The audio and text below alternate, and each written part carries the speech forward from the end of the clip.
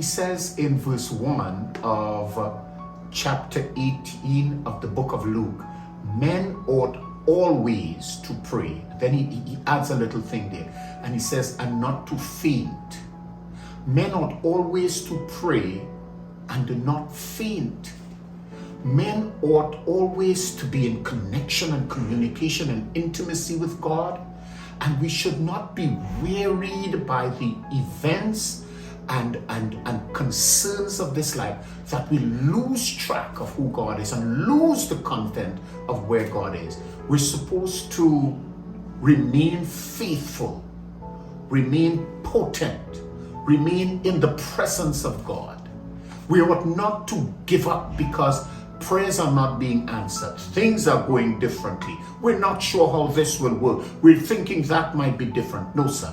What we're supposed to be doing is saying, I'll wait on God. I will not give in. I will not give up. I'm going to wait on God, because men ought always to pray. And I hear somebody saying, I've been praying about this for years, but God has been hearing for years, and God has been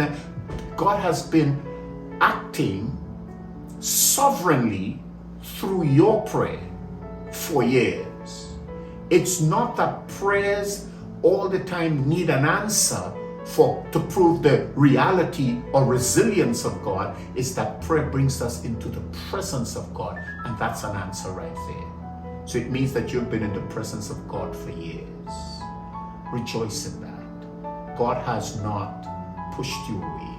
In the midst of it, God is showing himself to be God. So don't you dare faint. Don't you dare stop. I want you to pray until this is through. In Jesus' name.